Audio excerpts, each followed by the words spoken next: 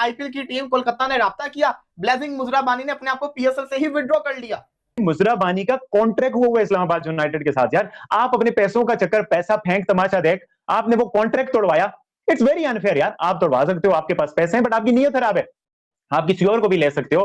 Coetzee भी था अच्छा बॉलर, बाकी भी और अच्छे बॉलर थे, बट आपने लिया उस बॉलर को, मुजराबानी को, क्योंकि उसने पीएसएल के साथ कॉन्ट्रैक्ट किया हुआ था। सुबह से ये चर्चाएं होने लग गई थी कि ब्लेसिंग मुजराबानी केकेआर को फॉलो करने लगे हैं, आंद्रे रसेल को फॉलो करने लगे हैं। वो सारी बातें स्पेकुलेशंस होती हैं, लेकिन अब ये ऑफिशियली कंफर्म कर दिया है केकेआर ने कि ब्लेसिंग मुजराबानी, जिनको लेकर हमने चर्चा भी करी थी कि भैया कोई, अब ये देखिए उस चीज की क्लैरिटी अभी धीरे धीरे आएगी जब इंडियन प्रीमियर लीग जो आपका आईपीएल का ऑफिशियल हैंडल है, वहां पर पूरी प्रेस रिलीज वहां पर होगी as a replacement for Mustafizur है, या किस तरीके से उनको वहां पर साइन किया गया है। मोस्ट लाइकली यही है कि आपको वहां पर इस चीज के तो अलाउंस था कि मुस्तफिजुर को, जिस तरीके से कंट्रोवर्शियल चीज हुई थी, मुस्तफिजुर को देवजीत सैकिया साहब हैं बीसीसीआई, और एक बड़ी स्टेटमेंट उस दौरान आई थी कि भैया उन्होंने इंस्ट्रक्ट करा कोलकाता नाइट राइडर्स को, जो गवर्निंग बॉडी, उन्होंने कहा कि भैया आपको मुस्तफिजुर को छोड़ना पड़ेगा।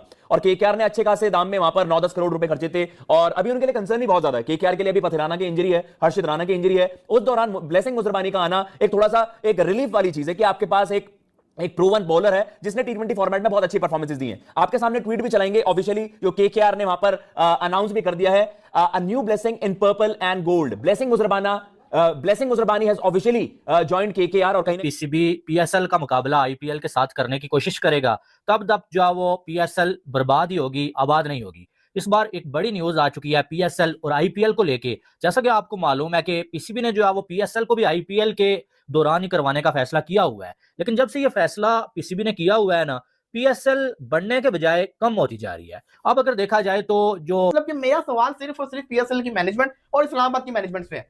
जब आप प्लेयर को साइन करते हैं तो आप क्या रूल्स उनके साथ साइन करते हैं?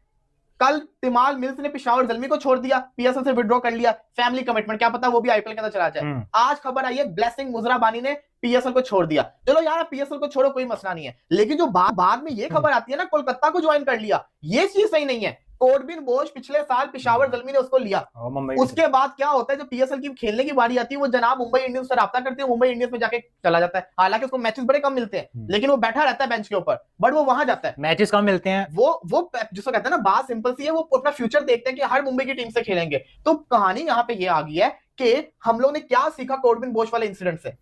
हमने क्या सीखा?